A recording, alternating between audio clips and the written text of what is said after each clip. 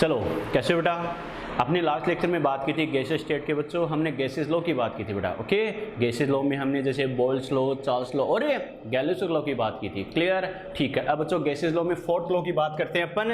Number 4 लिखो बेटा, लिखो Avogadro law. Avogadro law, Avogadro का नियम।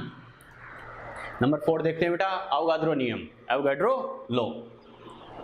लिखो नंबर 4, जैसे हमने बोल्ट्स लॉ, चार्ल्स लॉ और गैलोस लॉ की बात की थी बेटा, उसके बाद बात करते हैं एवोगाड्रो लॉ।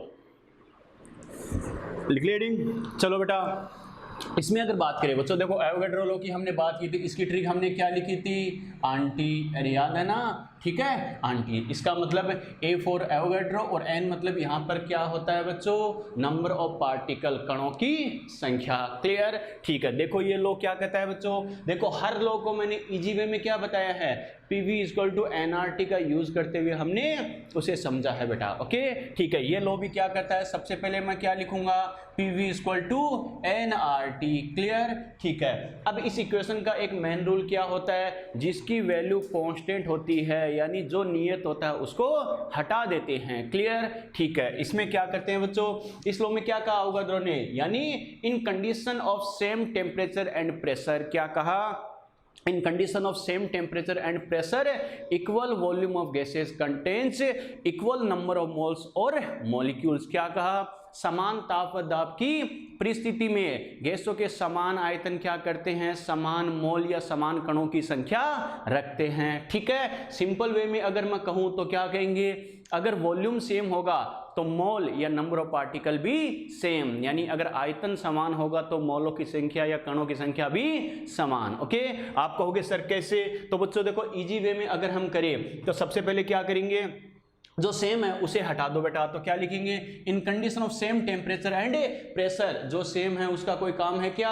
नहीं। क्लियर? ठीक है। आर, आर तो वैसे ही बेटा क्या होता है? कांस्टेंट होता है, तो क्या करेंगे? आर को भी हटा देंगे। क्लियर? बच्चा कहेगा सर अभी तक जो हमने एन की बात की थी, एन को हटाया था, इसको भी हटा देंगे क्या? नहीं, इसी की तो हमें स्टडी करनी है। ओके, कैसे करना, क्या करना बेटा? तो वी प्रोपोर्शनल टू क्या हो गया? एन हो गया। बात समझ में आ गई? क्लियर? ठीक है बेटा। एक हमें पता है बच्चों क्या, मोल क्या होता है रे? N upon N A. Yes और नो? अरे मोल कॉन्सेप्ट में पढ़ते हैं, याद है ना? मोल क्या होता है बेटा? नंबर ऑफ पार्टिकल यानी कैपिटल एन, कणों की संख्या बटे एन ए, एवोगाड्रो नंबर। और हमें पता है जो एन ए होता है एवोगाड्रो नंबर होता है, इसकी वैल्यू फिक्स है या नहीं है बच्चों? अरे इसकी वैल्यू कितनी होती है ये तो ध्यान है ना, 6.023 मल्टीप्लाई बाई 10 टू पावर 23। इसका मतलब ये फिक्स वैल्यू है, तो इसे भी हटा सकते हैं। क्लियर? इसका मतलब यहां से मेरे पास क्या आ गया? एन यानी small N directly proportional to capital N. Clear? ठीक है बेटा। तो यहां से हम क्या कह सकते हैं, देखो वी, वी जैसे हमारे पास क्या आ रहा था, स्मॉल एन के डायरेक्टली प्रोपोर्शनल आ रहा था, वैसे ही स्मॉल एन क्या है? कैपिटल एन के डायरेक्टली प्रोपोर्शनल। क्लियर? इसका मतलब बच्चों देखो इनको आपस में मैं कोरिलेट कर सकता हूं। क्लियर? अब दो अलग अलग कंडीशन के रेस्पेक्ट में बात करें तो क्या लिख सकते हैं? v1 upon v2 equal to, अगर ये दोनों डायरेक्टली प्रोपोर्शनल है तो क्या लिखूंगा? Small N upon small N, यानी स्मॉल एन अपॉन क्या लिखेंगे? Small N 2। क्लियर? ठीक है। और कैपिटल एन के रेस्पेक्ट में बात करें तो क्या लिखेंगे? Capital n1 upon capital n2। समझ में आया बच्चों?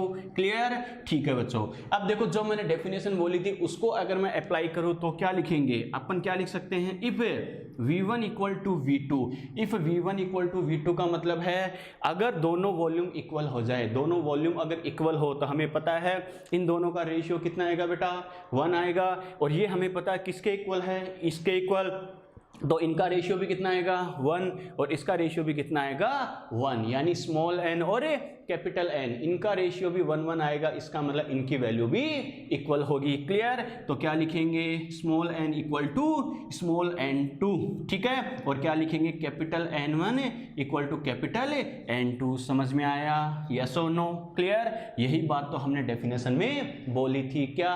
इन condition of same temperature and pressure equal volume of gases contains equal number of moles और नंबर ऑफ मॉलिक्यूल्स। क्लियर। समान ताप व दाब की स्थिति में गैसों के समान आयतन क्या करते हैं, समान मोल या समान कणों की संख्या रखते हैं। क्लियर। ये जो रूल होता है बेटा, लॉ होता है, नियम होता है, वो हमने मोल कॉन्सेप्ट में भी पढ़ा था, यहां भी यूज होता है, तो सेम टू सेम है। क्लियर। बात समझ में आ गई बेटा। नोट करो डेफिनेशन, लिखो। In condition of same temperature and pressure, definition लिखो। In condition of same temperature and pressure,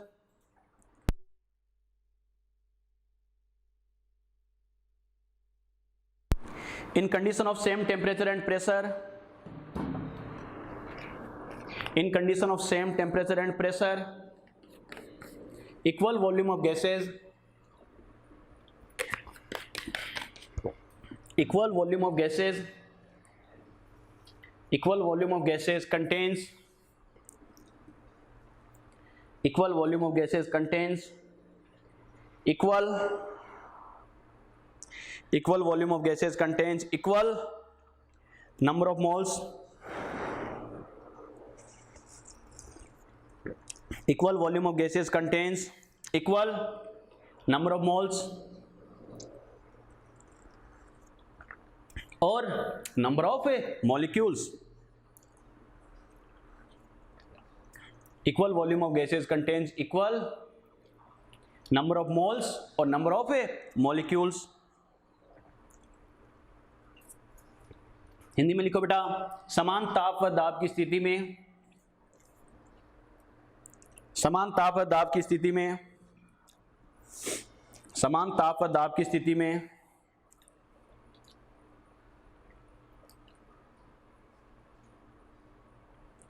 गैसों के समान आयतन में, समान ताप व दाब की स्थिति में गैसों के समान आयतन में, समान ताप व दाब की स्थिति में गैसों के समान आयतन में मोलों की संख्या, मोलों की संख्या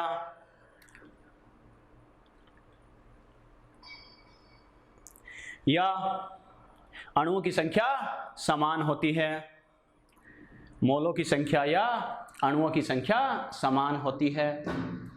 ठीक है। चलो बेटा, किसी बच्चे को अगर कंफ्यूजन हो तो ये जरूर लिख लेना यहाँ पर। V बराबर क्या होता है बेटा, आयतन यानी वॉल्यूम। क्लियर। V का मतलब क्या है रे, वॉल्यूम।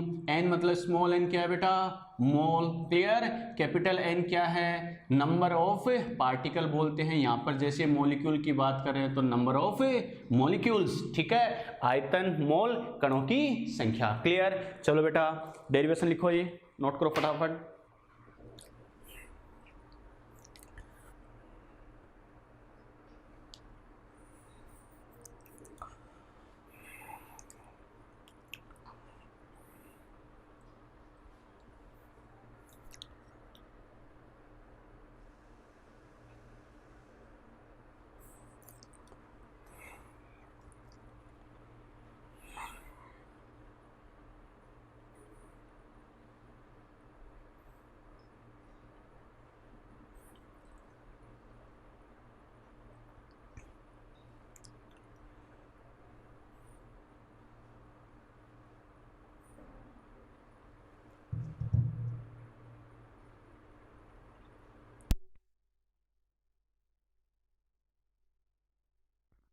कर लिया बेटा नोट, कर लिया क्या बच्चों। देखो ये जो लास्ट में हमने कॉन्सेप्ट लिखा बेटा, जैसे स्टार्टिंग की जो हमने डेफिनेशन लिखी थी, जो मेन स्टेटमेंट लिखा था, उसी के बेसिस पे उसको थोड़ा सा अपोजिट करके एग्जाम में पूछा हुआ भी बेटा। क्या उन्होंने क्या बोला गया एग्जाम में, क्या पूछा था कि अगर सेम टेम्परेचर प्रेशर की कंडीशन की अगर हम बात करें तो क्या करें, अगर गैसों के मोल इक्वल हो या मॉलिक्यूल इक्वल हो, यानी गैसों के मोल बराबर हो या फिर अणुओं की संख्या बराबर हो, तो हमें पता है दो अलग अलग गैसों का वॉल्यूम भी, अरे आयतन भी बराबर होगा या नहीं होगा, होगा बेटा।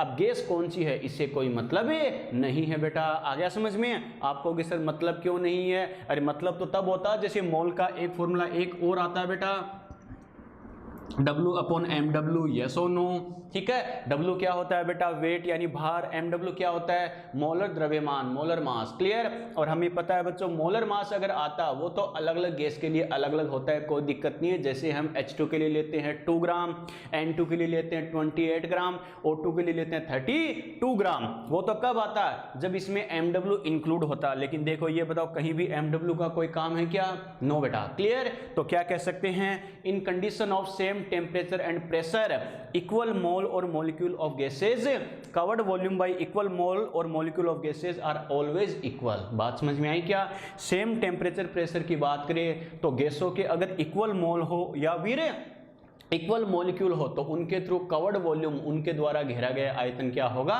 बराबर होता है। Does not depend on nature of gas, gas की नेचर पे डिपेंड नहीं करेगा। समझ में आ गया, क्लियर। एग्जाम में पूछा हुआ बेटा, ये लिखो स्टेटमेंट, नेक्स्ट स्टेटमेंट लिखो। In condition of same temperature and pressure, in condition of same temperature and pressure, in condition of same temperature and pressure the covered volume by the covered volume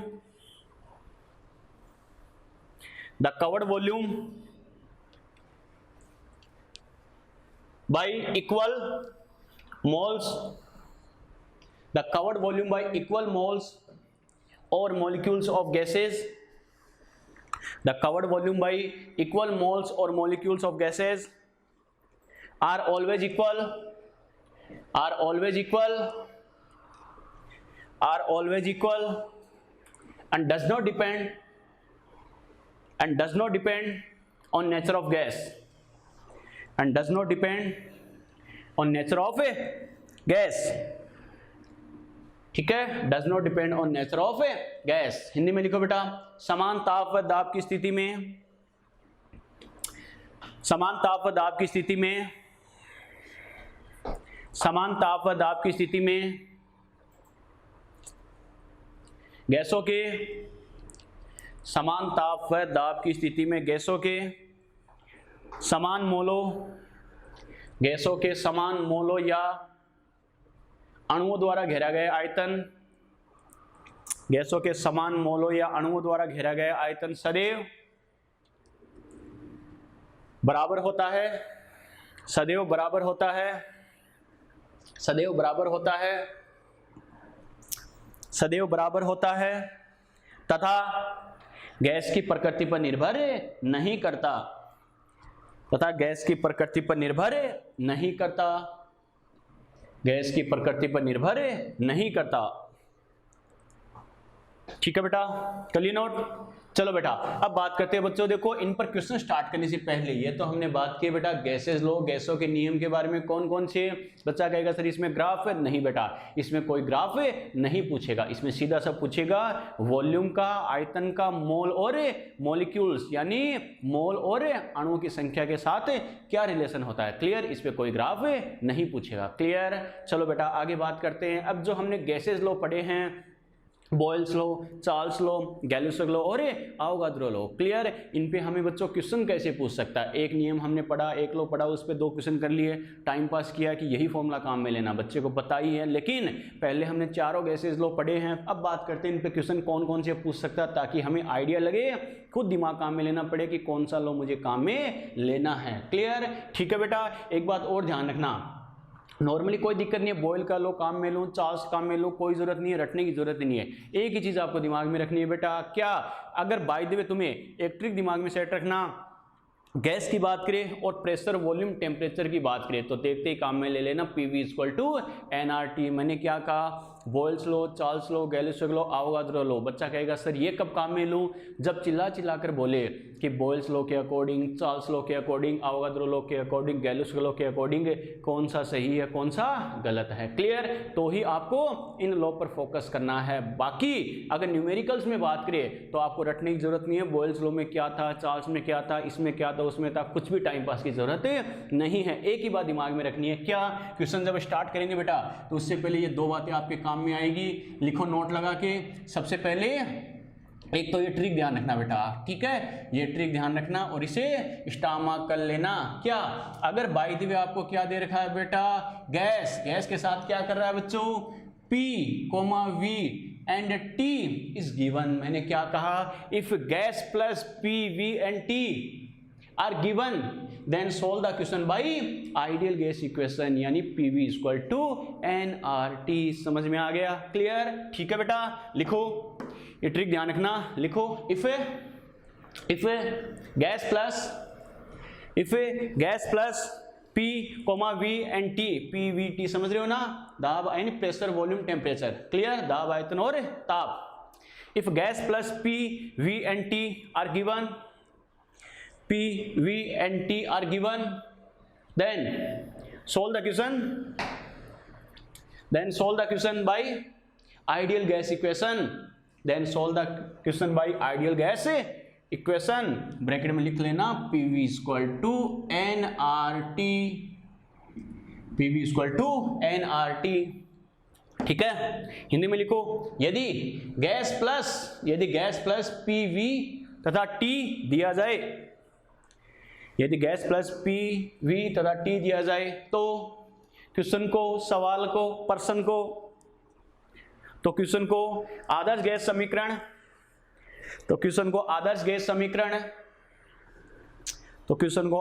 समीकरण, bracket में लिखो PV equal to nRT द्वारा solve करना है, हल करना है, उत्तरोत्तर करना है, द्वारा सोल्व करना है, ठीक है। लास्ट में ये भी लिखाऊंगा ताकि आंसर इजीली आ जाए, ध्यान है ना, उसी की बात है। ट्रिक का मतलब भी क्या होता है, गलती से बचाने के लिए आपको बेटा, क्लियर, ठीक है। तो मैंने क्या कहा, एक बात तो ये दिमाग में सेट रखना, क्या, अगर कोई न्यूमेरिकल दे दे, प्रेशर इतना है तो फिर इतना है, तो वॉल्यूम इतना हो तो ये क्या हो जाएगा, वो क्या हो जाएगा, गैस और इन तीनों में से क्या करेगा, प्रेशर, वॉल्यूम, टेम्परेचर कोई सा भी दे, मैंने क्या कहा, गैस तो देगा ही देगा, क्योंकि गैस के लिए अप्लाई करते हैं बेटा, क्लियर।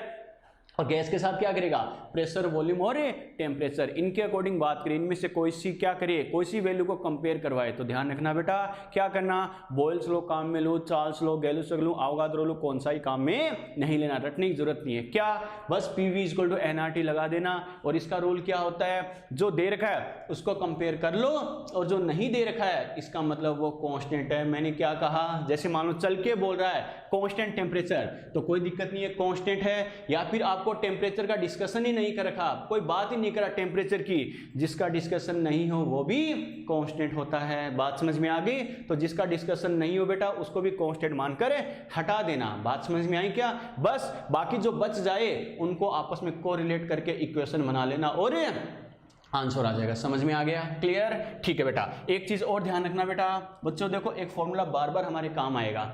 नॉर्मली क्या करता है बच्चा, PV इक्वल टू nRT के अकॉर्डिंग कर लेगा, ऐसा है तो ये कितना होगा, वो कितना होगा, थोड़ा सा इसको चेंज कर देगा। कैसे, परसेंटेज चेंजेस, प्रतिशत परिवर्तन, ओके, वो कैसे करना है बेटा, ठीक है। तो देखो एक फॉर्मूला ध्यान रखना, परसेंटेज चेंजेस, ठीक है, प्रतिशत परिवर्तन, ये तुम्हें कैसे ध्यान रखना है। तो बच्चों देखो क्या लिखेंगे, परसेंट डेल एक्स, क्या कहा मैंने, परसेंट डेल एक्स, एक्स यहाँ पर कोई भी टर्म है बेटा, चाहे प्रेशर हो, वॉल्यूम हो, चाहे टेम्परेचर हो, क्लियर। इसका कॉन्सेप्ट ध्यान रखना, क्या करेंगे, प्लस माइनस क्या लिखेंगे, डेल एक्स अपॉन क्या करना है, एक्स इनिशियल, क्लियर। क्या कहा, del X upon X initial. फिर मैं क्या लिख सकता हूं, प्लस माइनस डेल एक्स को क्या लिखूंगा, x final minus x initial upon X initial, और मल्टीप्लाई क्या हो जाएगा बेटा, परसेंटेज बोला है तो परसेंटेज बोला, तो यहां भी क्या करना है बेटा अपन को, मल्टीप्लाई में 100, यहां भी ध्यान रखना बेटा। बात समझ में आई क्या,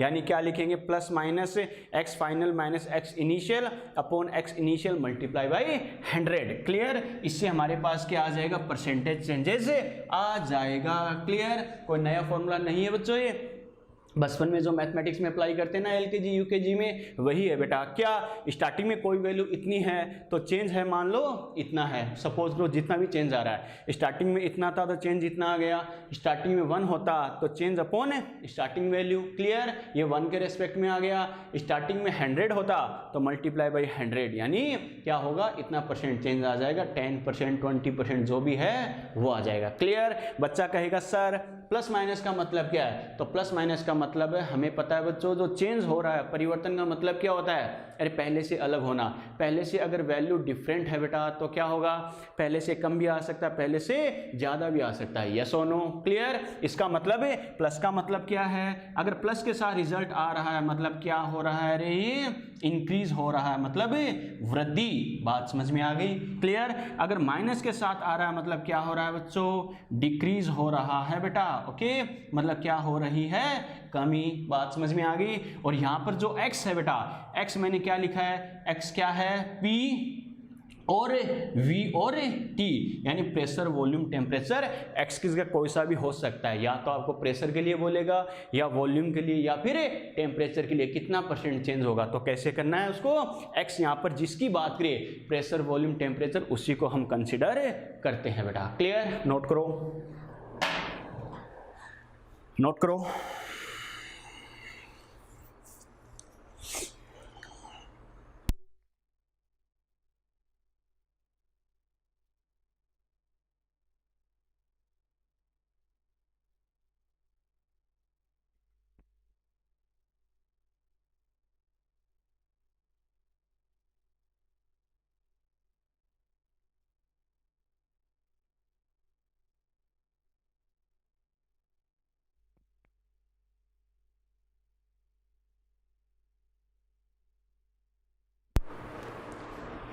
कर लिए बेटा, अरे कर लिए क्या। चलो बेटा, ये जो गैसेज लॉ हमने पढ़े हैं और नोट लगा के मैंने आपको ये जो 2 पॉइंट बताए हैं, इनको दिमाग में रखना बेटा। क्लियर। इसके अकॉर्डिंग जो हम क्वेश्चन में अप्लाई करेंगे तो हमें काफी हेल्प मिलेगी। क्लियर, ठीक है बेटा। चलो अब बात करते हैं इन पर क्वेश्चंस की। लिखो बेटा, क्वेश्चन लिखो। A gas is expanded, a gas is expanded from, a gas is expanded from 20 centimeter cube to 50 centimeter cube volume. A gas is expanded from 20 centimeter cube to 50 centimeter cube volume at constant temperature,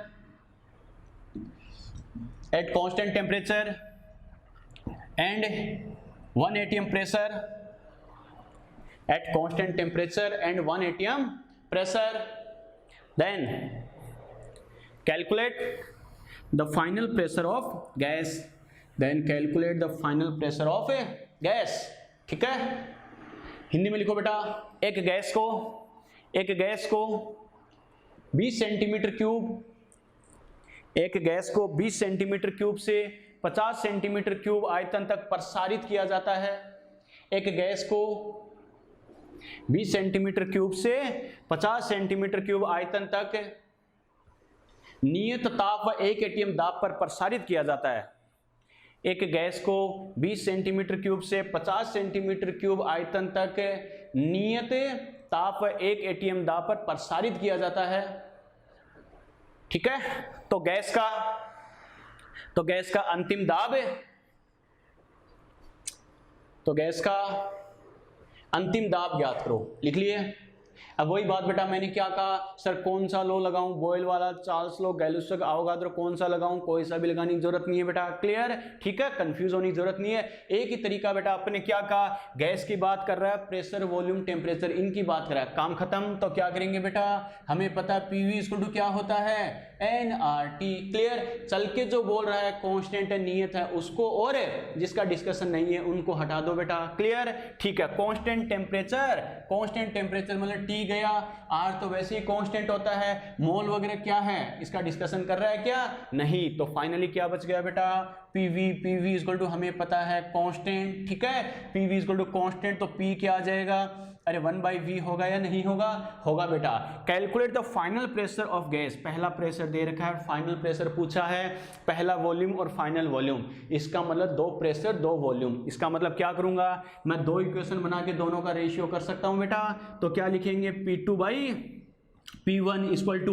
P और V inverse है, P2 अगर ऊपर लिया है तो V2 बेटा upon में आएगा, P1 अगर अपोन में है तो हमें पता है V1 कहाँ आएगा, ऊपर आएगा, मल्टीप्लाई में। क्लियर, ठीक है। इनकी वैल्यू पुट करो बेटा, P2 कैलकुलेट करना है, P1 कितना दे रहा है रे 1 ATM, क्लियर, ठीक है। और V1 कितना बोल रहा था बेटा 20 सेंटीमीटर क्यूब अपॉन, और हमें पता है V2 कितना बोल रहा है बेटा फाइनल वॉल्यूम यानी 50 centimetre cube, clear. Unit same है, इसकी कोई दिक्कत है नहीं, इसको उड़ा दो बेटा।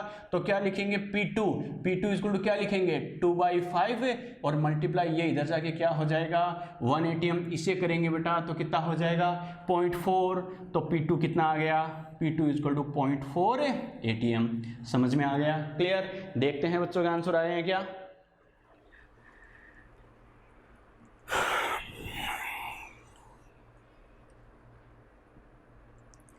किसके आंसर आए हैं, अमन 0.4, मनीषा 2.5, बेटा जल्दबाजी मत करो, आर्यन 0.6, रितु 0.4, सॉरी 0.4, निकिता 0.4, ठीक है बेटा।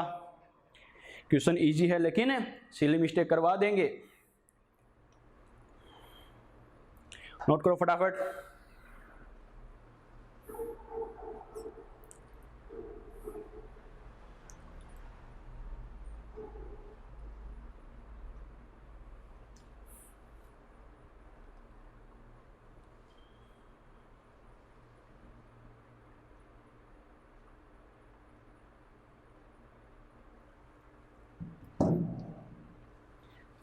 कर लिया बेटा नोट, अरे कर लिया क्या, चलो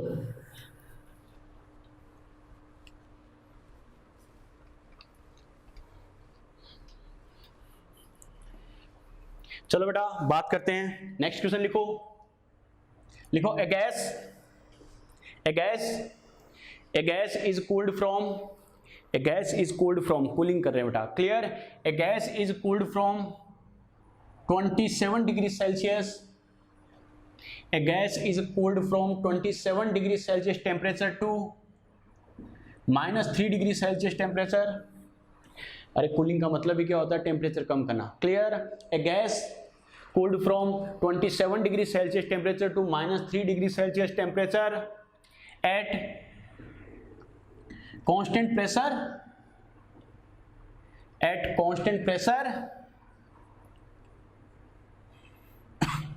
and 300 ml volume, at constant pressure and 300 ml volume, at constant pressure and 300 ml volume, then calculate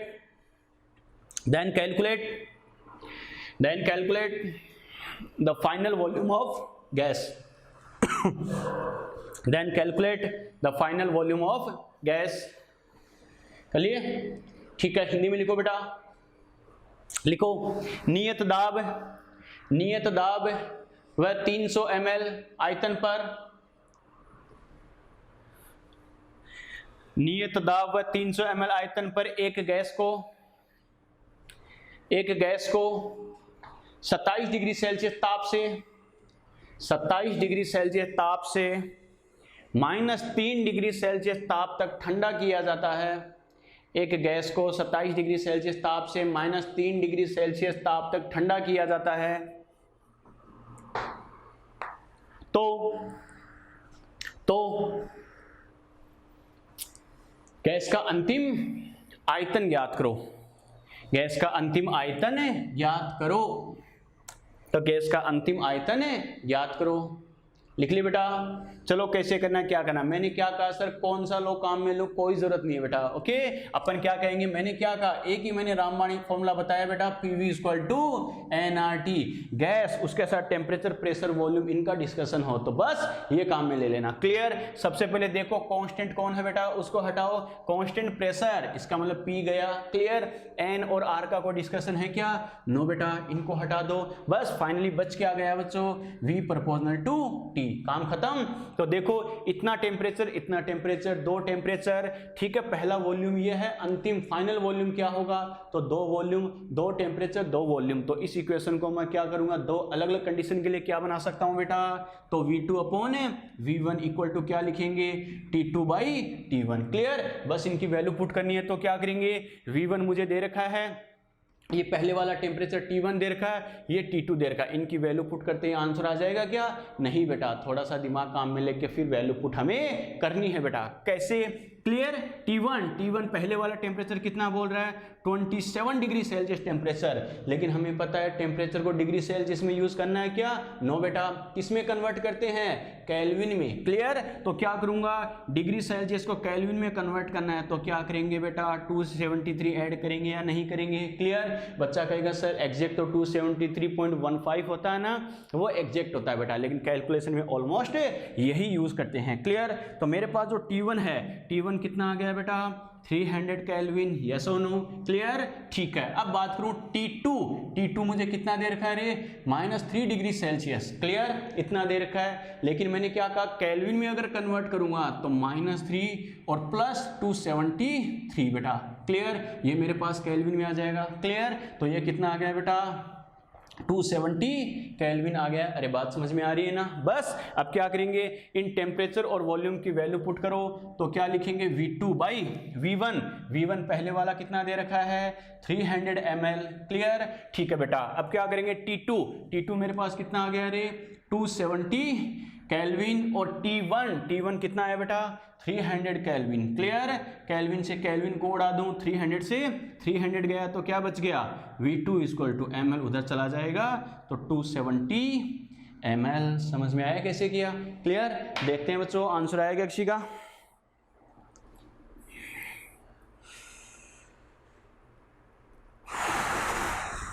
देखते हैं। रितु ठीक है बेटा, निकिता ठीक है, पूजा ठीक है, मनीषा, प्रदीप, मुकेश वेरी गुड, मोनिका ठीक है बेटा। बाकी बच्चे, अरे कोई टिपिकल काम थोड़ी है।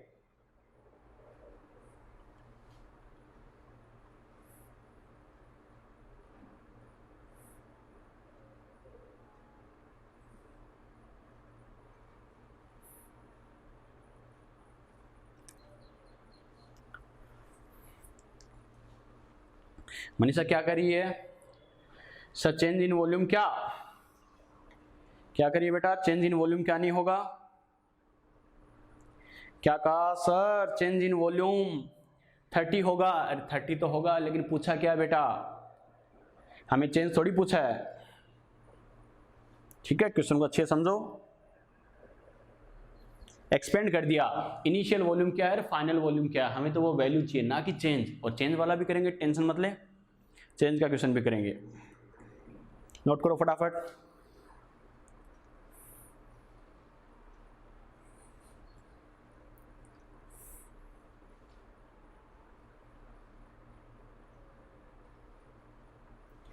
कलिबड़ा नोट।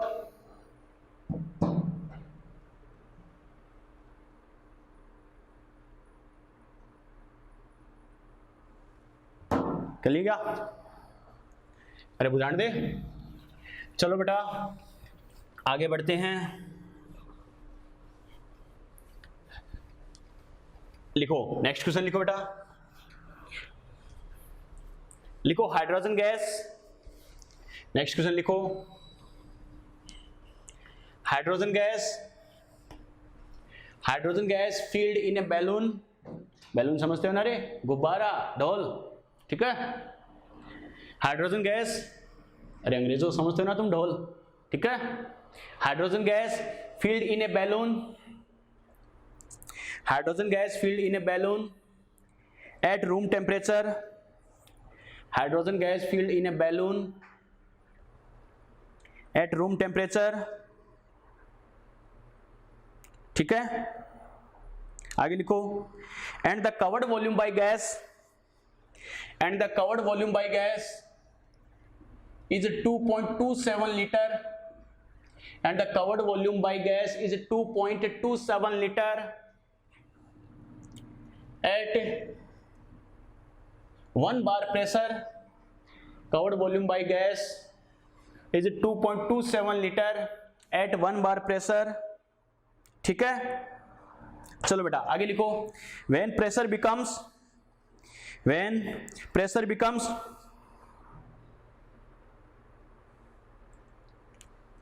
क्या कहा, when pressure becomes 0.2 bar. Point तो बेटा एक ही बार है, ध्यान रखना, ये बार यूनिट वाला है। Clear, when pressure becomes 0.2 bar, when pressure becomes 0.2 bar then balloon is blast, then balloon is a blast, then balloon is blast हो गया रे। then calculate the balloon will expand, then calculate the balloon will expand up to how much volume, then calculate the balloon will expand up to how much volume, लिख लिए, balloon will expand up to how much volume। ठीक है, हिंदी में लिखो बेटा फटाफट। एक गुब्बारे में एक ढोल में, एक गुब्बारे में एक ढोल में, एक गुब्बारे में एक ढोल में, एक गुब्बारे में एक ढोल में कमरे के ताप पर हाइड्रोजन गैस भरी गई है। एक गुब्बारे में या ढोल में कमरे के ताप पर हाइड्रोजन गैस भरी गई है, हाइड्रोजन गैस भरी गई है, हाइड्रोजन गैस भरी गई है तथा एक बार दाब पर, तथा एक बार दाब पर गैस द्वारा घेरा गया आयतन, एक बार दाब पर गैस द्वारा घेरा गया आयतन 2.27 लीटर है। एक बार दाब पर गैस द्वारा घेरा गया आयतन 2.27 लीटर है। ठीक है, आगे लिखो बेटा, यदि दाब 0.2 बार हो जाए, यदि दाब 0.2 बार हो जाए तो गुब्बारा फूट जाता है, गुब्बारा फूट जाता है। तो ज्ञात करो,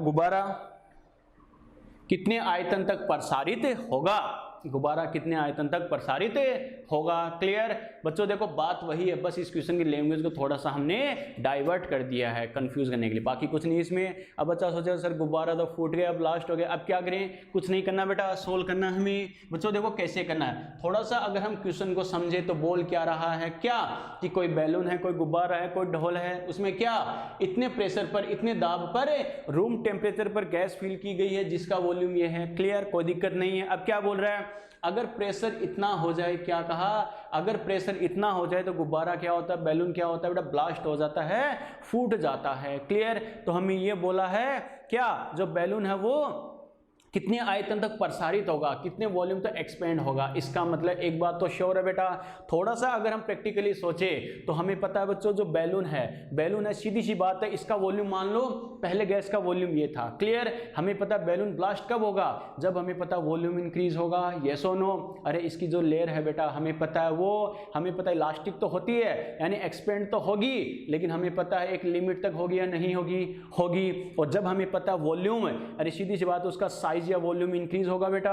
अरे साइज या वॉल्यूम इंक्रीज होगा या नहीं होगा, और हमें पता है साइज या वॉल्यूम इंक्रीज होगा तो सीधी सी बात है प्रेशर डिक्रीज होगा। देखो पहले से डिक्रीज हो रहा बेटा, यस और नो। अब हमें पता वॉल्यूम इंक्रीज होते होते एक टाइम पर जाकर मैक्सिमम वॉल्यूम को गेन करेगा, नहीं करेगा, करेगा, और उस पॉइंट पर जाकर बैलून है वो ब्लास्ट होगा, नहीं होगा, होगा। इसका मतलब मैं क्या कह सकता हूं, जिस पॉइंट पर क्या वो गुब्बारा, वो बैलून, वो ढोल फूट रहा है, ब्लास्ट हो रहा है, वो क्या होगा, गैस का मैक्सिमम वॉल्यूम होगा या नहीं होगा, यानी क्या होगा, यानी बैलून का मैक्सिमम वॉल्यूम हो गया। फाइनली हम क्या कहेंगे, जो बैलून के अंदर गैस फील की गई थी वो उसका फाइनल वॉल्यूम है। क्यों, उसके बाद वो और आगे एक्सपेंड हो रहा है क्या, नो, वो ब्लास्ट हो गया बेटा। समझ में आ गया। क्लियर, तो मैं क्या कहूंगा, जिस पॉइंट पर क्या होगा, वो बैलून ब्लास्ट हो रहा है, वो क्या होगा, उसका फाइनल वॉल्यूम होगा बेटा। समझ में आ गया। क्लियर, इसका मतलब जिस पॉइंट पर ब्लास्ट हो रहा है उस पर प्रेशर इतना है तो ये फाइनल प्रेशर है या नहीं है, तो इसके रेस्पेक्ट में हमारे पास फाइनल वॉल्यूम आ सकता है, नहीं आ सकता बेटा, आ सकता है। क्लियर, बस अब क्या करेंगे बच्चों, वही PV = nRT, जैसे बोल रहा है वैसे करते जाओ। कांस्टेंट टेम्परेचर, बात खत्म, ये हट गया, ये दोनों वैसे कांस्टेंट है तो मुझे पता है P inversely proportional to V। Yes और नो। क्लियर, ठीक है। दो इक्वेशन अगर हम बनाए तो क्या लिखेंगे बेटा, P1/T P2 इक्वल टू क्या लिखेंगे, V2 अपॉन V1, यस और नो, क्लियर। मुझे क्या चाहिए, यानी मैक्सिमम वॉल्यूम चाहिए, मतलब V2 फाइनल वॉल्यूम चाहिए, तो क्या लिखेंगे, P1 upon P2 multiply by क्या लिखेंगे, V1, यस और नो, क्लियर। अब जैसे बोल रहा है वैसे करते जाओ बेटा। तो V2 इक्वल टू देखो P1 पहले वाला प्रेशर कितना है बेटा, 1 बार, क्लियर। P2 और सेकंड प्रेशर कितना है बेटा, 0.2 बार, क्लियर, मल्टीप्लाई V1 पहले वाला वॉल्यूम कितना है रे, 2.27 लीटर, यस और नो, क्लियर। बाहर से बेटा बार को उड़ा दे, क्लियर। और इस डेसिमल को सोल्व करें तो अपन क्या लिख सकते हैं, 22.7 अपॉन क्या हो जाएगा, 2 लीटर, क्लियर। बस इसका हाफ कर दो तो V2 इक्वल टू कितना आ जाएगा बेटा, 11.35 लीटर। समझ में आ गया, यस और नो, क्लियर। ठीक है, नोट करो बेटा, देखते हैं किसके आंसर आए हैं।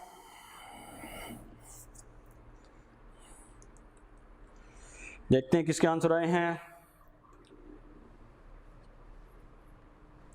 ठीक है बेटा, 11.35 ठीक है, प्रदीप ठीक है, निकिता नो बेटा गलती कर रहे हो, निकिता आचार्य ठीक है, मोनिका ठीक है, पूजा, आर्यन, मनीषा, अरे मनीषा क्या कर रही बेटा, प्रदीप ठीक है, अमन ठीक है, थोड़ी सिली मिस्टेक का ध्यान रखो बेटा, रितु नो बेटा, मनीषा सर वो पीछे वाले में था, किसी और ने आपसे पूछा था तब बताया था, ओके बेटा थैंक यू। ठीक है, नोट करो फटाफट।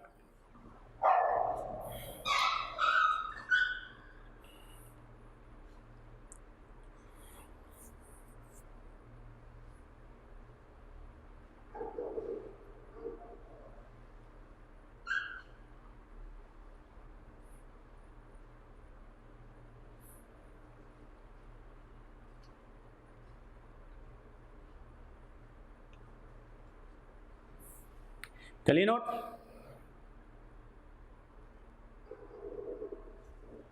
चलिए क्या, अरे बुझान दे बेटा। चलो अगला क्वेश्चन लिखो रे, लिखो बेटा, नेक्स्ट क्वेश्चन लिखो। The covered volume bye A gas, the covered volume bye A gas, the covered volume by a gas, the covered volume by a gas is 75 decimeter cube, the covered volume by a gas is 75 decimeter cube at 300 Kelvin temperature. The covered volume by a gas is 75 decimeter cube at 300 Kelvin temperature and 1 atm pressure. Clear? The covered volume by a gas is 75 decimeter cube at 300 Kelvin temperature and 1 atm pressure. ठीक है, आगे लिखो, if gas is compressed, if gas is compressed up to 5 decimeter cube, if gas is compressed up to 5 decimeter cube volume,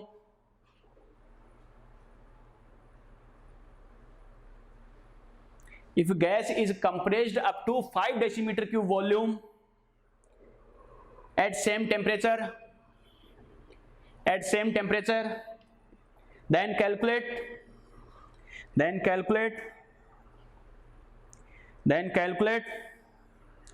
how much extra pressure, then calculate how much extra pressure should be applied, then calculate how much extra pressure should be applied on gas. ठीक है, हिंदी में लिखो बेटा, लिखो 1 ATM व 300 kelvin ताप पर,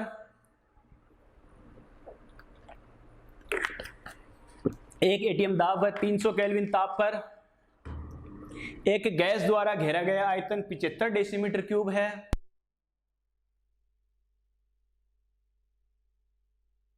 अब वह 300 केल्विन ताप पर एक गैस द्वारा घेरा गया आयतन 75 डेसीमीटर क्यूब है।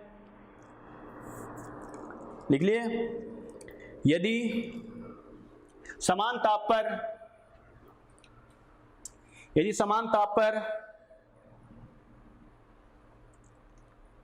गैस को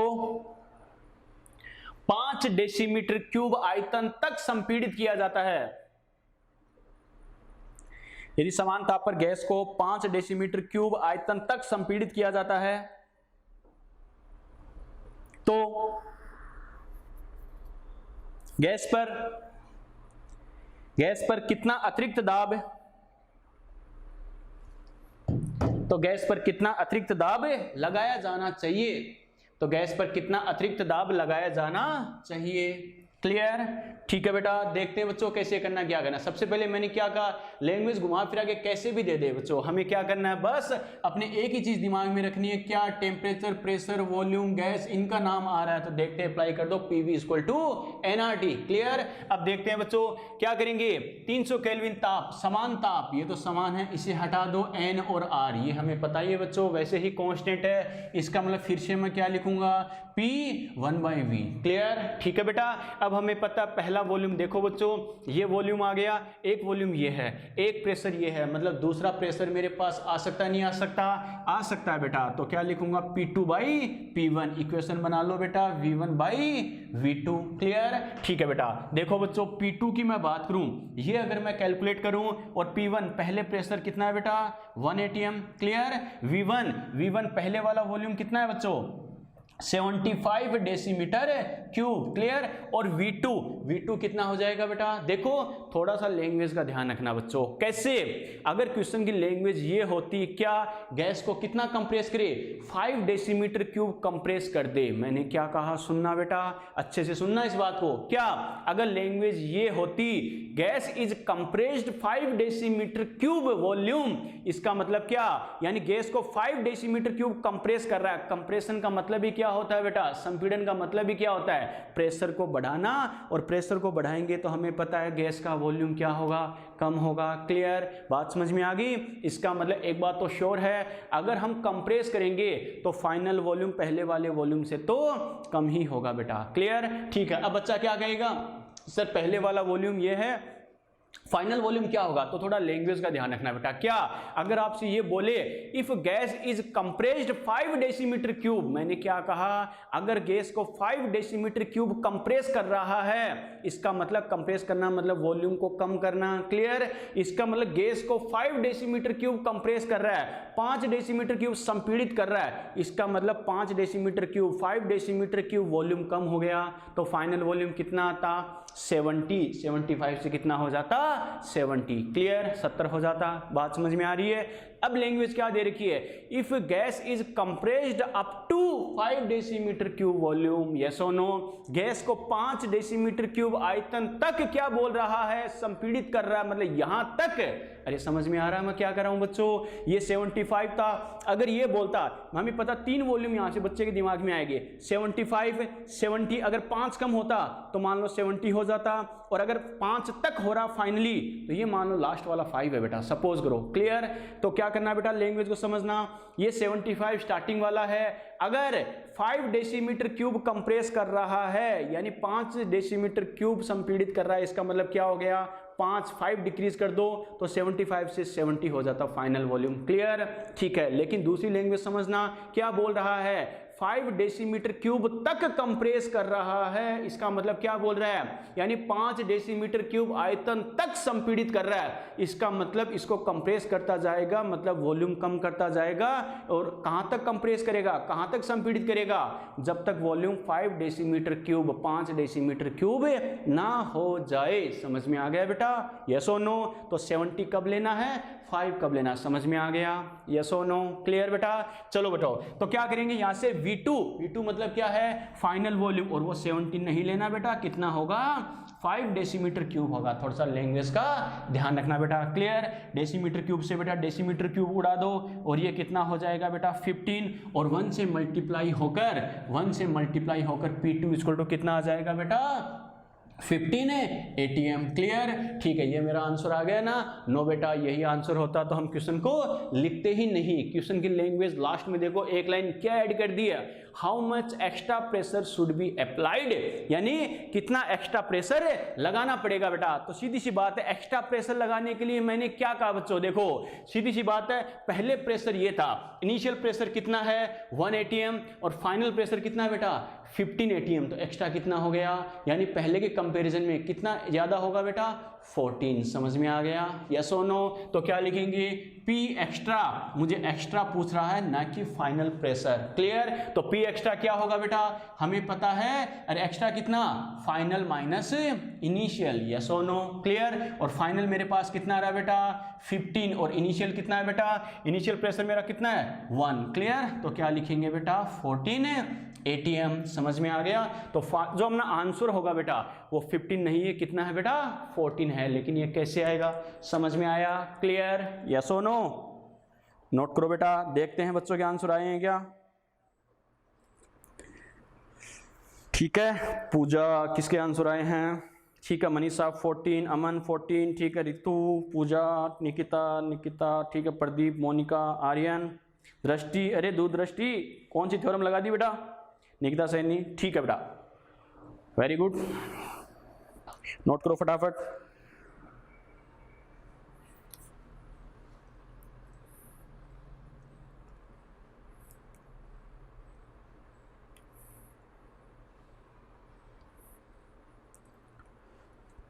नोट करो।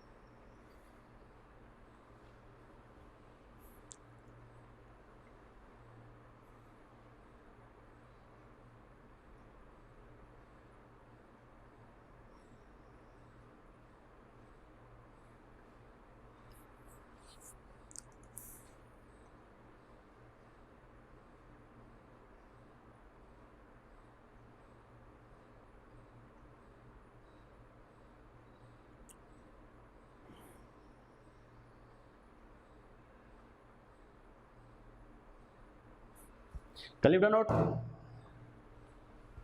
कर लिया क्या, चलो बेटा एक लास्ट क्वेश्चन और देखते हैं, इस पर हमें कैसे पूछ सकता है। लिखो बेटा, कर लिया नोट, चलो लिखो,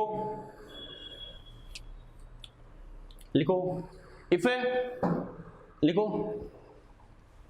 लिखो the pressure of A gas becomes 75%, the pressure of a gas becomes 75% of its initial value. Pressure of a gas becomes 75% of its initial value at constant temperature. At constant temperature, then calculate the percentage changes. Then calculate the percentage changes. Then calculate the percentage changes. Then calculate the percentage changes in volume of gas. Then calculate the percentage changes in volume of gas. Calculate the percentage changes in volume of gas. ठीक है, हिंदी में लिखो बेटा, नियत ताप पर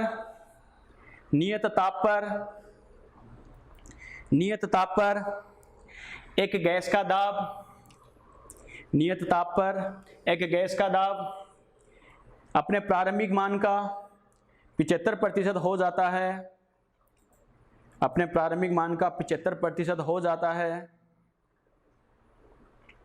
75% हो जाता है, 75% हो जाता है, तो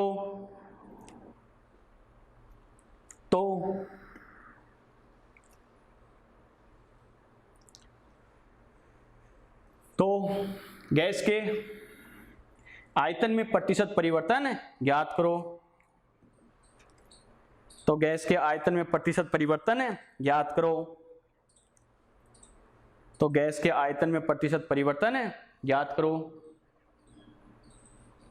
गैस के आयतन में प्रतिशत परिवर्तन ज्ञात करो।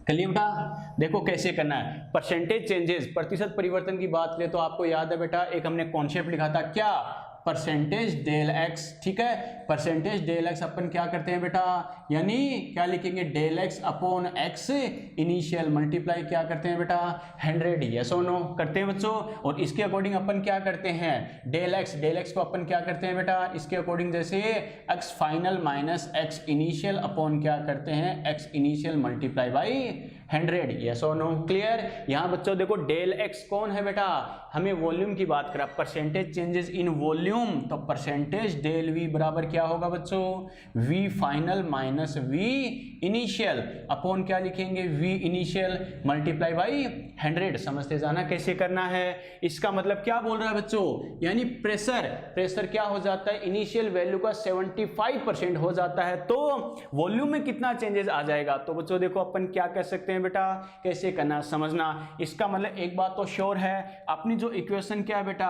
पीवी इक्वल टू एनआरटी, क्या कहा, पीवी इक्वल टू क्या है, एनआरटी कांस्टेंट टेम्परेचर है, इसको हटा दो, इन दोनों का डिस्कशन नहीं है बेटा। तो यहां से क्या लिखूंगा, P inversely proportional to V, yes और नो क्लियर। अब अपन दो कंडीशन बनाए बेटा, क्या, P1 upon P2 equal to क्या लिखेंगे, V2 बाई V1, यस और नो। अरे कर सकते नहीं कर सकते, कर सकते हैं बेटा। तो यहाँ से मैं क्या लिखूंगा बेटा, यहाँ से अपन क्या लिख सकते हैं, V2 इक्वल टू क्या हो जाएगा, P1 अपॉन P2 और मल्टीप्लाई क्या हो जाएगा V1। अरे इसको इधर लेके आ सकते हैं, क्लियर। अब मुझे कुछ भी नहीं दे रखा, प्रेशर भी चेंज की टर्म में दे रखा और वॉल्यूम भी चेंज की टर्म में ही पूछा है बेटा, क्लियर। ठीक है बेटा, तो देखो क्या कहेंगे, इसके अकॉर्डिंग अगर हम बात करें तो क्या लिखेंगे, if P1 equal to P, initial pressure को अगर मैं P मानूं बेटा, तो हमें पता है P2 कितना हो जाएगा, अरे इनिशियल प्रेशर का 75% है या नहीं है, यस और नो। अरे है बच्चों, तो क्या लिखेंगे, इसका मतलब मेरे पास P2 कितना आ जाएगा, P2 कितना आ जाएगा बेटा, P1 को मैंने कितना माना है P, और इसका 75% ले लेंगे बेटा, क्लियर। यानी कितना हो जाएगा 3/4, तो P2 मेरे पास कितना आ जाएगा 3, P1 को P माना ही है 3P/4, समझ में आ गया, क्लियर। ठीक है बेटा, अब अपन क्या कहेंगे बच्चों, देखो यहां अगर वैल्यू पुट करें V2 इक्वल टू अपन क्या करें बेटा, V2 equal to P1/P2, P1 कितना माना है P, ठीक है, और P2 कितना है बेटा, ये हमारे पास कितना आया 3P/4 और मल्टीप्लाई बाई V1 को क्या माने बेटा V। अरे समझ में आ रहा है, यस और नो क्लियर। ठीक है, यहां से अगर अपन करें बेटा तो देखो ये क्या करेंगे बेटा, अरे इसको 1 मानूं तो क्या हो जाएगा बेटा V2 इक्वल टू क्या करेंगे P/1 और मल्टीप्लाई में ऊपर क्या है बेटा V पहले से, और ये क्या हो जाएगा 4/3P, यस और नो क्लियर। बात को समझ रहे हो, P से मैं P को उड़ा दूं बेटा, तो V2 इक्वल टू कितना हो जाएगा 4V/3, समझ में आ रहा है, यस और नो क्लियर। ठीक है, परसेंट चेंज यानी मेरे पास क्या आ गया बेटा V2 की वैल्यू आ गई, क्लियर। अब अपने पास V2 की वैल्यू आ गई, तो इसमें वैल्यू पुट करूं तो क्या लिखेंगे, परसेंट डेल V। देखो V फाइनल कितना आ गया बेटा 4V/3, ठीक है। V इनिशियल कितना माना V अपॉन V इनिशियल कितना है V, और मल्टीप्लाई क्या करेंगे बच्चों 100। बात समझ में आ गई, क्लियर। ठीक है बेटा, देखो इसको अगर हम सोल्व करें तो क्या लिखेंगे, परसेंट डेल V, बच्चों देखो इससे मल्टीप्लाई करें कितना हो जाएगा 3V, तो क्या लिखेंगे रे 4V माइनस 3V अपॉन क्या हो जाएगा बेटा 3 एलसीएम आ गया, ऐसा कैसा, और ये क्या हो जाएगा V, और ये मल्टीप्लाई में क्या है बच्चों 100, यानी मेरे पास ऊपर क्या बच गया रे 4V और 3V, कितना बच गया बेटा V/3, और ये क्या बच गया V/1 मल्टीप्लाई बाई 100। बात को समझ रहे हो, तो क्या लिखेंगे बेटा V/3, और इसको उल्टा कर दो 1/V मल्टीप्लाई बाई 100, V से बेटा V को उड़ा दे तो मेरे पास क्या आ जाएगा परसेंट डेल V कितना हो जाएगा बेटा, इसके अकॉर्डिंग अगर हम बात करें तो कितना हो जाएगा 100/3 मतलब कितना आ गया 33.33%, और ये किसके साथ आया बेटा, हमें पता है बच्चों, देखो क्या आ रहा है, प्लस के साथ आ रहा है, प्लस के साथ आ रहा है, इसका मतलब क्या होगा, इंक्रीज, क्या होगा, वृद्धि होगी। समझ में आ गया, यस और नो, क्लियर। नोट करो बेटा फटाफट, देखते हैं बच्चों के आंसर आए क्या।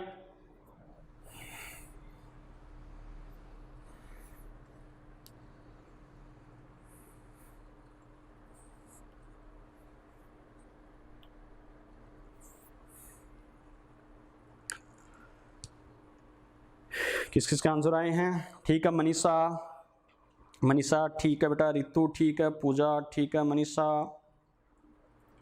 आर्यन ठीक है, अमन ठीक है, निकिता सैनी, निकिता आचार्य, मोनिका, विकास ठीक है बेटा, very good.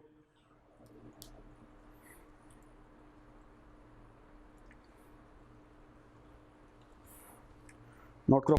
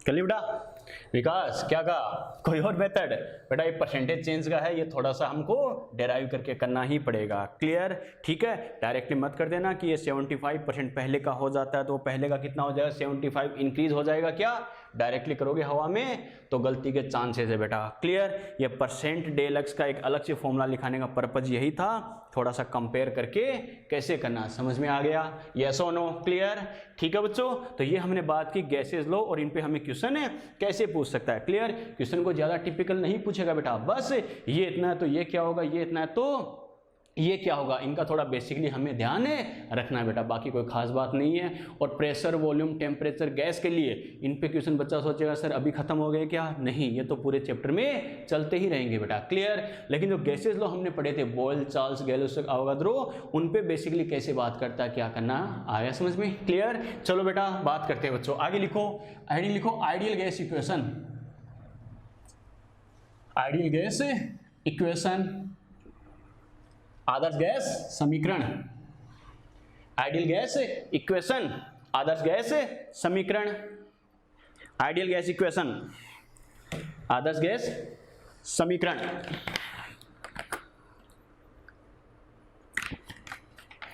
Ideal gas equation, ठीक है बच्चों। देखो आइडियल गैस इक्वेशन क्या होती है बेटा, देखो नॉर्मली क्या कहा जाता है, क्या कि वो गैस जो क्या करती है, गैसेस लॉ को कंप्लीटली ओबे करती है, यानी उनकी पूर्णतः पालना करती है। गैसेस लॉ कौन से, जो अभी हमने पढ़े बेटा, बॉयल का नियम या boils law, Charles law, Gay-Lussac law और अवोगाद्रो लॉ। क्या कहा, वो गैस जो क्या करेगी, गैसों के नियम की पूर्णतः पालना करती है, कंप्लीटली ओबे करती है, उसे क्या कहते हैं, आइडियल गैस। क्लियर। और गैसेस लॉ से जो इक्वेशन डेराइव की जाती है उसे बोलते हैं आइडियल गैस इक्वेशन। क्लियर। अब बच्चे के दिमाग में एक बात है कि सर हमने तो जितने भी गैसेस लॉ पढ़े थे, Boyle's law, Charles law, Gay-Lussac law, Avogadro law, उसमें हमने एक बात कही, क्या सभी को हमने PV = nRT की हेल्प से ही आगे डेराइव किया है। ठीक है। तो सर इसका मतलब PV = nRT पहले आई थी क्या? नहीं बेटा, इस बात को ध्यान रखना। मैंने क्या कहा फिर सुन लेना इस बात को। पहले गैस के लॉ दिए गए थे, नियम दिए गए थे बेटा। कौन सा? Boyle's law, Charles law, Gay-Lussac law, Avogadro law. Clear. ठीक है। इनकी हेल्प से फिर ideal gas equation PV = nRT को डेराइव किया गया था। समझ में आ गया? तो बच्चा कहे सर फिर हमने बार बार सभी में यूज क्यों किया PV = nRT को? वो तो इसलिए यूज किया बेटा ताकि आपको रटना नहीं पड़े कि कौन सा किसके डायरेक्टली प्रोपोर्शनल है, कौन सा किसके इनवर्स है। समझ में आ गया? तो ध्यान रखना, PV = nRT से गैसेस लॉ, गैस के नियम नहीं बनाए गए बेटा। गैसेस लॉ से PV = nRT डेराइव की गई बेटा आइडियल गैस इक्वेशन। समझ में आ गया? यस और नो? क्लियर। ठीक है। सबसे पहले इसका स्टेटमेंट लिखो बेटा। लिखो the gas which is completely obey to gases law, the gas which is completely obey to gases law, the gas which is completely obey to gases law, the gas which is completely obey to gases law. Bracket में लिखो बेटा, लिखो Boyle's law, comma Charles law, comma Gay-Lussac law and Avogadro law. Boyle's law, Charles law, Gay-Lussac law and Avogadro law. Bracket में लिखो the gas which is completely obey to gases law, gases laws called as ideal gas, called as ideal gas, called as ideal gas, and the equation derived by, and the equation derived by gases laws, and the equation derived by gases laws, and the equation derived by gases laws called as ideal gas equation, called as ideal gas equation, called as ideal gas equation। ठीक है। हिंदी में लिखो बेटा, वह gas जो गैसीय नियमों, वह गैस जो गैसीय नियमों, ब्रैकेट में लिखो बेटा बॉयल्स का नियम, लिखो बॉयल का नियम, चार्ल्स का नियम, गैलुसक का नियम, आवोगाद्रो का नियम, कोमा कोमा कोमा। वह गैस जो बॉयल यानी गैसीय नियमों, बॉयल का नियम, चार्ल्स का नियम, गैलुसक का नियम, आवोगाद्रो का नियम, वह गैस जो गैसीय नियमों की पूर्णतः पालना करती है, वह गैस जो गैसीय नियमों की पूर्णतः पालना करती है, आदर्श गैस कहलाती है, आदर्श गैस कहलाती है, आदर्श गैस कहलाती है, आदर्श गैस कहलाती है, आदर्श गैस कहलाती है तथा गैसीय नियमों द्वारा व्युत्पन्न समीकरण, गैसीय नियमों द्वारा व्युत्पन्न समीकरण, गैसीय नियमों द्वारा व्युत्पन्न समीकरण, गैसीय नियमों द्वारा व्युत्पन्न समीकरण, गैसीय नियमों द्वारा व्युत्पन्न समीकरण आदर्श गैस समीकरण कहलाती है तथा गैसीय नियमों द्वारा व्युत्पन्न समीकरण आदर्श गैस समीकरण कहलाती है।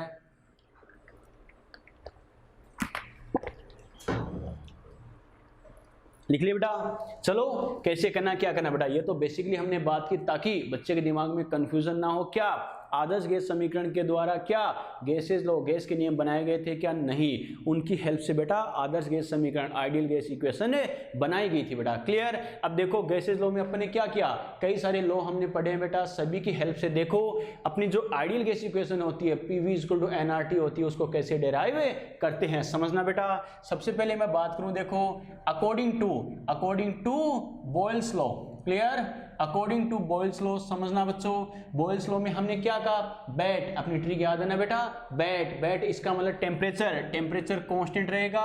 एंड हमें पता, हम जो स्टडी करते हैं वो क्या करते हैं, डेफिनिट मोल और अमाउंट, क्लियर, इसका मतलब टी और एन, टी और एन क्या कहा बच्चों, बॉयल्स लॉ में टी एंड एन तो क्या होते हैं, कांस्टेंट, यस और नो, अरे होते हैं। अब इसके अकॉर्डिंग हमें पता रिलेशन क्या आता है बेटा, P inversely proportional to V, yes और नो, क्लियर, या फिर मैं इसको क्या लिख सकता हूँ, V inversely proportional to P, yes और नो, इसको मैं बोल रहा हूँ इक्वेशन 1, क्लियर, ठीक है बेटा। आगे मैं क्या कहूँगा, according to Charles law, according to Charles law, Charles law के अकॉर्डिंग अपन ने बात की बेटा, अपन ने क्या कहा, चार्ल्स लॉ में कैप यानी प्रेशर कांस्टेंट, क्लियर, इसका मतलब एक तो क्या होगा P, और हमें साथ में स्टडी किसकी करते हैं, डेफिनिट मोल या अमाउंट, इसका मतलब मोल कांस्टेंट हो गए, क्लियर, इसका मतलब P और N ये कांस्टेंट होते हैं, तो फाइनली क्या बच जाता है बेटा, V प्रोपोर्शनल टू क्या होगा, T, यस और नो, क्लियर, ठीक है बेटा। फिर अपन ने क्या कहा था, अकॉर्डिंग टू आवोगाड्रो लॉ, ठीक है, अकॉर्डिंग टू आवोगाड्रो लॉ हमने क्या कहा था, आवोगाड्रो लॉ क्या कहता है बेटा, हमें पता है, in condition of same temperature and pressure, इसका मतलब same temperature T and P क्या होते हैं बेटा, कांस्टेंट, तो इसके अकॉर्डिंग अपन ने क्या कहा था, V प्रोपोर्शनल टू क्या आता है रे, एन, इसको मैं बोल रहा हूँ इक्वेशन 3। बच्चे के दिमाग में सर गैलुसक वाला कहाँ गया, गैलुसक वाले की जरूरत नहीं पड़ती बेटा, इन 3 की हेल्प से ही ये डेराइव की जाती है, ओके, ठीक है बेटा। अब मैं क्या कह रहा हूँ बच्चों, देखो ये हमने 3 इक्वेशन बनाई है, इक्वेशन 1, 2 और 3, तीनों की हेल्प से देखते हैं अपनी आइडियल गैस इक्वेशन कैसे आती है बच्चों।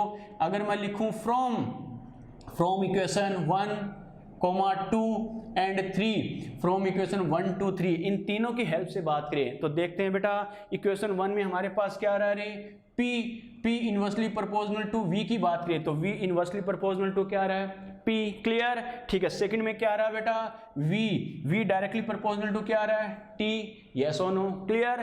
थर्ड में क्या आ रहा है बेटा, V डायरेक्टली प्रोपोर्शनल टू क्या आ रहा है, N, यस और नो। अब इन तीनों को मैं क्या करूं, कंबाइंड करके लिख दूं तो V प्रोपोर्शनल टू क्या आ गया, जो डायरेक्टली प्रोपोर्शनल है उसको डायरेक्टली प्रोपोर्शनल कर दो यानी N मल्टीप्लाई बाई T, और जो इनवर्स है उसको इनवर्स में कर दो बेटा, समझ में आ गया, क्लियर। और ये जो प्रोपोर्शनल साइन होता है बेटा, इसको हटाने के लिए कांस्टेंट यूज करते हैं R, तो क्या हो गया RNT अपॉन P, समझ में आ गया, क्लियर। तो यहां से मैं क्या लिख सकता हूं बेटा, PV इक्वल टू क्या हो गया, NRT, समझ में आ गया, यस और नो, क्लियर, ठीक है। इसको ही बोला जाता है बेटा आइडियल गैस इक्वेशन, क्या बोला जाता है, आइडियल गैस इक्वेशन, मतलब आदर्श गैस समीकरण, समझ में आ गया, क्लियर, यस और नो, ठीक है बेटा यहां तक। चलो बेटा आगे बात करते हैं बच्चों, देखो अब इसके अकॉर्डिंग अपन क्या कहेंगे, PV इक्वल टू NRT, ये अपनी क्या होगी, आइडियल गैस इक्वेशन होगी बेटा, क्लियर, ठीक है। और यहां से अपन क्या कह सकते हैं बच्चों, PV इक्वल टू NRT तो है R को मैं क्या कह सकता हूं बेटा, R इक्वल टू क्या हो गया, PV अपॉन क्या हो गया, N इंटू T, अपन ऐसे लिख सकते हैं, नहीं लिख सकते, लिख सकते हैं बेटा, क्लियर, ठीक है। अब ध्यान रखना इनका मतलब क्या होता है, ये जरूर ध्यान रखना, P मतलब क्या है बेटा, प्रेशर, ठीक है, प्रेशर मतलब कुछ नहीं बोले, मतलब क्या लेते हैं ATM में, क्लियर, ठीक है। V मतलब क्या है बेटा, वॉल्यूम, क्लियर, वॉल्यूम कुछ नहीं बोले तो क्या लेते हैं, लीटर में यूज करते हैं बेटा, क्लियर, ठीक है। T क्या है बच्चों, टेम्परेचर, क्लियर, टेम्परेचर मतलब किस में लेते हैं, केल्विन, क्लियर। N क्या है बच्चों, मोल, क्लियर, ठीक है बेटा। बाकी क्या बच गया, हमें पता है बच्चों R ही बच गया ना, बाकी तो सब हमने लिख दिए, ठीक है। R के अकॉर्डिंग अगर हम बात करें बच्चों तो R के लिए क्या कह सकते हैं, इसे क्या बोलते हैं, यूनिवर्सल, क्या कहा, यूनिवर्सल गैस कांस्टेंट, सार्वत्रिक गैस नियतांक, समझ में आ गया, यस और नो, क्लियर। अरे यहां तक बात समझ में आ गई, ओके, लिखो बेटा, नोट करो फटाफट।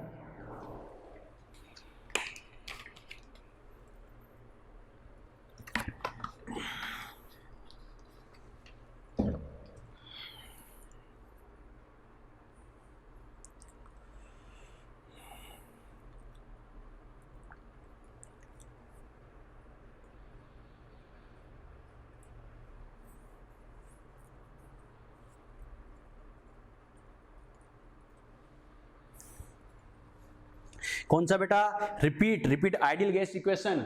आइडियल गैस इक्वेशन की अपन ने बात की बेटा, क्या डेरिवेशन रिपीट करना है या डेफिनेशन रिपीट करनी है? जतीन डेफिनेशन रिपीट करनी है क्या? ठीक, क्वेश्चन 1 2 3 एक्सप्लेन करें। ठीक है बेटा, पूरा एक्सप्लेन करते हैं। चलो नोट करना बंद करो बेटा, चलो दोबारा सुनो, फटाफट देखो, बाद में नोट करना, समझना इस बात को। दोबारा देखो बेटा, सुनो अच्छे से। बच्चों हमने क्या कहा, जो गैसेस लॉ हमने पढ़े थे बेटा, कौन सा, Boyle's law, Charles law, Galileo law और अवोगाद्रो लॉ। क्लियर? ठीक है, तो क्या कहेंगे, वो गैस जो क्या करती है बेटा, इन गैसेस लॉ को फॉलो करती है, ओबे करती है, उसे बोलते हैं आइडियल गैस। क्लियर? ठीक है बेटा, अब क्या कहेंगे, और इन गैसेस लॉ से जो इक्वेशन डेराइव की जाती है उसे बोलते हैं आइडियल गैस इक्वेशन। क्लियर? ठीक है, तो क्या कहेंगे, the gas which is completely obey to gases law, bracket में मैंने बोला है Boyle's law, Charles law, Galileo law, Avogadro law, तो क्या कहा, the gas which is completely obey to gases laws called as ideal gas. Clear? And the equation derived by gases laws is called as ideal gas equation. Clear? वो gas जो गैसीय नियमों यानी boil का नियम, चार्ल्स का नियम, Galileo का नियम, अवोगाद्रो का नियम, वो गैस जो क्या करती है, गैसीय नियमों की पूर्णतः पालना करती है, उसे बोलते हैं आदर्श गैस। क्लियर? और गैसीय नियमों द्वारा व्युत्पन्न समीकरण आदर्श गैस समीकरण बोली जाती है। क्लियर? अरे बात समझ में आई क्या? ठीक है बेटा, चलो बेटा अब बात करते हैं हमने डेराइव कैसे किया। इसका मतलब एक बात तो श्योर है, जो गैसेस लॉ होते हैं, गैसीय नियम है, उनकी हेल्प से आइडियल गैस इक्वेशन, आदर्श गैस समीकरण का फॉर्मेशन इक्वेशन को डेराइव किया गया था बेटा। क्लियर? कैसे किया गया बेटा, देखो समझना, ये जो हमने पढ़ा किसको कांस्टेंट क्यों माना, अरे ये सब वैसे ही तो है रे बावड़ो। अपने क्या किया, अकॉर्डिंग टू बॉयल्स लॉ, एक हमने पढ़ा है बॉयल्स लॉ, बॉयल के नियम में क्या कहा था, बैट यानी temperature constant. Clear? Temperature constant, और हमें पता है बच्चों, हम जो स्टडी करते हैं वो क्या करते हैं, अरे डेफिनिट मोल या अमाउंट की तो करते हैं। बॉयल्स लॉ में क्या कहा था, टेम्परेचर कांस्टेंट है तो क्या कहेंगे, in condition of at constant temperature the pressure of definite mole और amount of gas inversely proportional to volume. Yes और नो? क्लियर? तो चाहे बॉयल्स लॉ हो, चार्ल्स लॉ हो, गैलिलियो लॉ हो बेटा, इन तीनों में स्टार्टिंग में क्या करते हैं, हम जो स्टडी करते हैं वो क्या करते हैं, डेफिनिट मोल या अमाउंट की करते हैं, निश्चित मोल या मात्रा का अध्ययन करते हैं बेटा, इस वजह से एन को कांस्टेंट माना है। क्लियर? ठीक है बेटा, तो देखो बॉयल्स लॉ में क्या, टेम्परेचर कांस्टेंट होता है, बैट टेम्परेचर और मोल सभी के फिक्स लेते हैं बेटा, तो टी और एन तो कांस्टेंट होता है। बाकी बॉयल्स लॉ में रिलेशन क्या आया था, P inversely proportional to V या V inversely proportional to P, equation 1। Clear? ठीक है बेटा, फिर अपन ने क्या किया, चार्ल्स लॉ में अपन ने क्या किया, चार्ल्स कैप P कांस्टेंट, और हमें पता है मोल सभी में फिक्स लेते हैं बेटा, तो क्या हो गया, P और N ये दोनों कांस्टेंट, बाकी क्या बच गया, V प्रोपोर्शनल टू T आता है इक्वेशन 2। क्लियर? ठीक है बेटा, अकॉर्डिंग टू अवोगाड्रो लॉ में अपन ने क्या कहा था बेटा, in condition of same temperature and pressure, temperature pressure constant लेते हैं बेटा, डेफिनेशन याद करो। क्लियर? ये कांस्टेंट होता है, तो equal volume of gases contains equal moles और मॉलिक्यूल्स, यानी वॉल्यूम सेम तो मोल और मॉलिक्यूल भी सेम, तो V प्रोपोर्शनल टू क्या आता है बेटा, N। क्लियर? अब क्या करेंगे, इक्वेशन 1 2 3 की हेल्प से देखो कैसे करेंगे। इक्वेशन 1 में अपने पास क्या है, V inversely proportional to P। Clear? Equation 2 में क्या है बेटा, V directly proportional to T। Clear? V यहां पर कॉमन है तो मैंने नहीं लिखा है V को। क्लियर? थर्ड में क्या है, V directly proportional to N। तो फाइनली मैं क्या कहूंगा, रिजल्टेंट फॉर्म में V क्या है, T और N के डायरेक्टली प्रोपोर्शनल है और P के क्या है, इनवर्स है, तो अपन क्या कह सकते हैं, V directly proportional to N, directly proportional to T and inversely proportional to P। Clear? ठीक है, प्रोपोर्शनल साइन को हटाने के लिए बेटा कांस्टेंट R यूज करते हैं, तो क्या लिखेंगे, V equal to R N T upon P, P को इससे मल्टीप्लाई कर दो तो PV इक्वल टू nRT, इसे बोलते हैं आइडियल गैस इक्वेशन, आदर्श गैस समीकरण। क्लियर? यहां से R इक्वल टू क्या हो जाएगा, PV upon N into T। बात समझ में आई? P प्रेशर है बेटा, ATM में यूज करते हैं जनरली, V क्या है, वॉल्यूम है बेटा, आयतन है, लीटर में यूज करते हैं, T टेम्परेचर है बेटा, तापमान है, केल्विन में यूज करते हैं, N मोल है, R क्या है, यूनिवर्सल गैस कांस्टेंट, सार्वत्रिक गैस नियतांक। समझ में आ गया? क्लियर? ठीक है बेटा, नोट करो फटाफट। अब तो समझ में आ गया क्या, यस और नो? ठीक है बेटा, अब छाप दो फटाफट।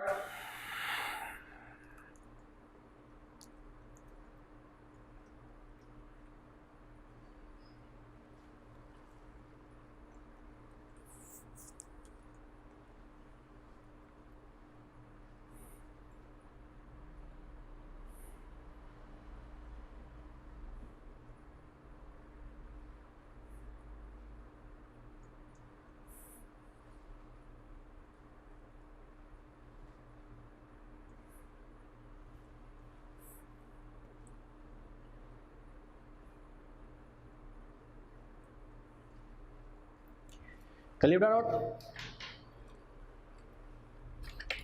छाप दी क्या?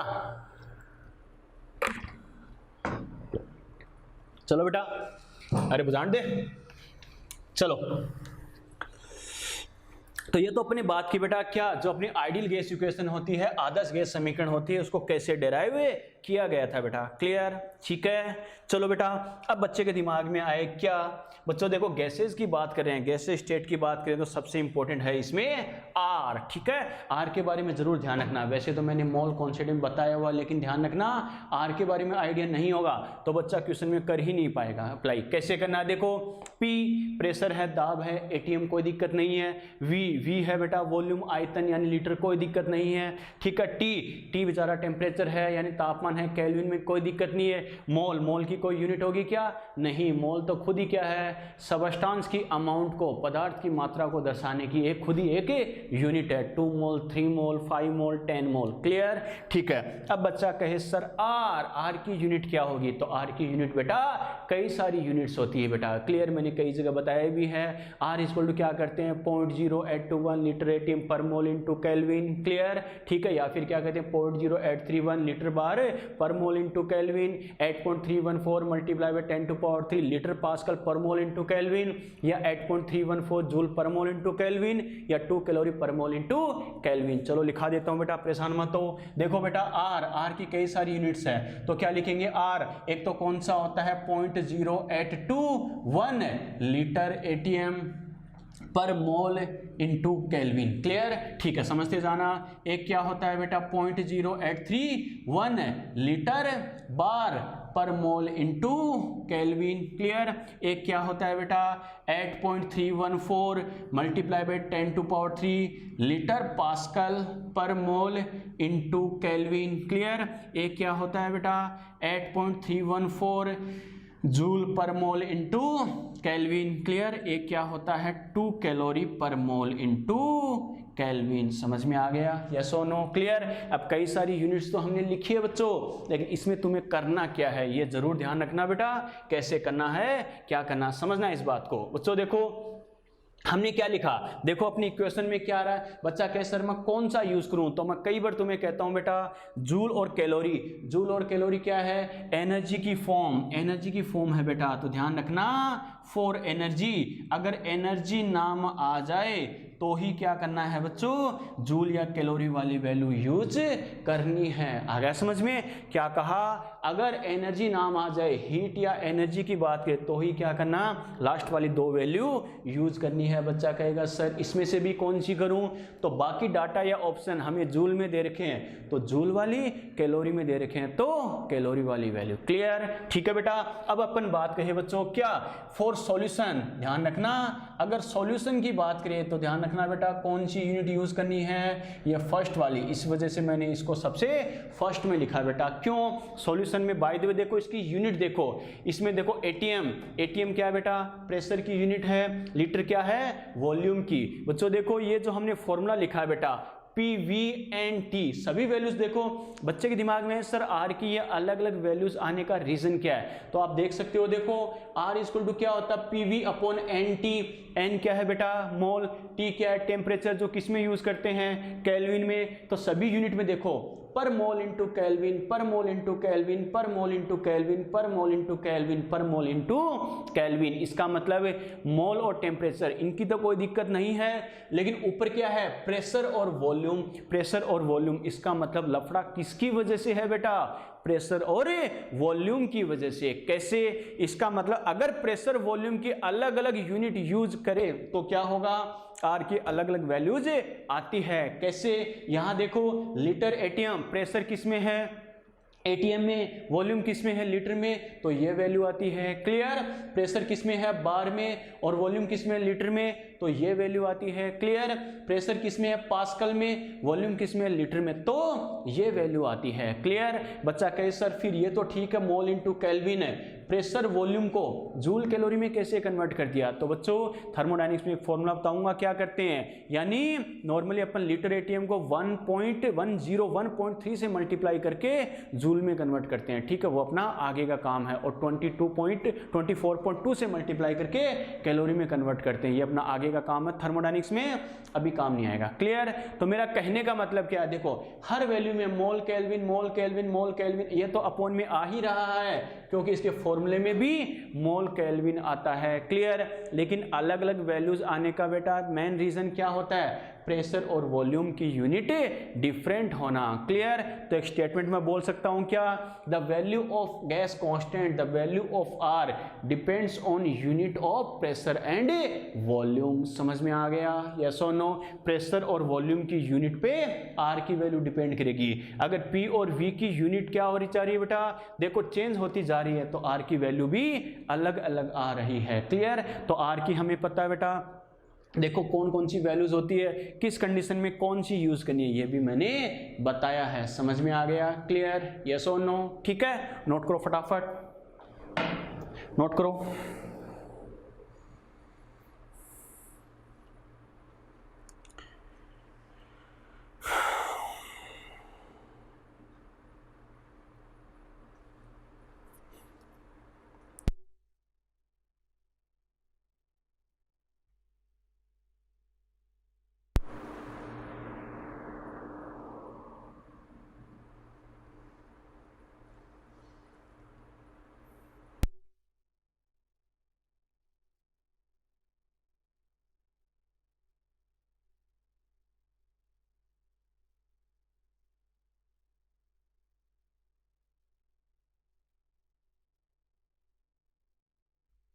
कर लिया बेटा नोट? नीचे स्टामा करके स्टेटमेंट लिख लेना बेटा, स्टामा करके लिख लो, लिखो the value of R, the value of gas constant, the value of gas constant, the value of gas constant, the value of gas constant, the value of gas constant depends on, the value of gas constant depends on unit of pressure and volume, the value of gas constant depends on unit of pressure and volume, ठीक है, depends on unit of pressure and volume, ठीक है। हिंदी में लिखो,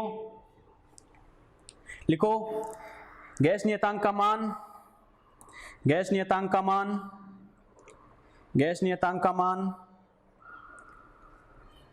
gas नियतांक का मान दाब व आयतन की इकाई पर निर्भर करता है। गैस नियतांक का मान दाब व आयतन की इकाई पर निर्भर करता है।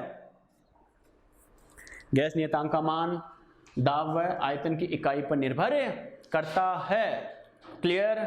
ठीक है बेटा, चलो यहां तक बात समझ में आई ना? ठीक है बच्चों, इसके बाद हम कंटिन्यू करेंगे अपने नेक्स्ट लेक्चर में।